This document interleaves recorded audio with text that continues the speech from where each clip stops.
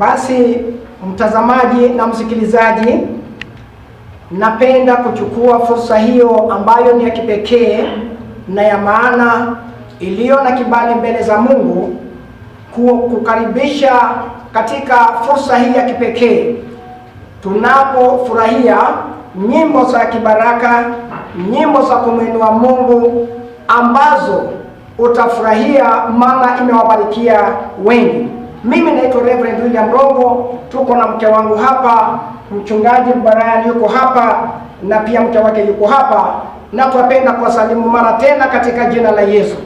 Neno la Mungu katika kitabu cha Yoeli 2:23 inasema hivi: Sayuni, furahini basi enyi wana wa Sayuni, mkamfurahie Bwana Mungu wenu, kwa kuwa yeye huwapa ninyi mvua ya masika kwa kipimo cha haki, naye huwanyeshea mvua ya masika na mvua ya vuli kama kwanza.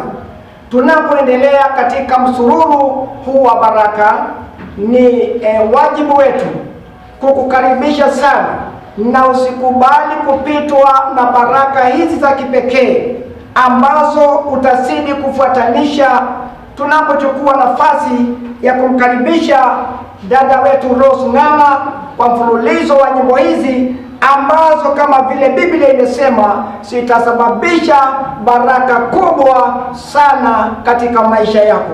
Usipitwe, usikose kusikiza, kwa maana tunajua unaposikiza Mungu atakubarikia sana.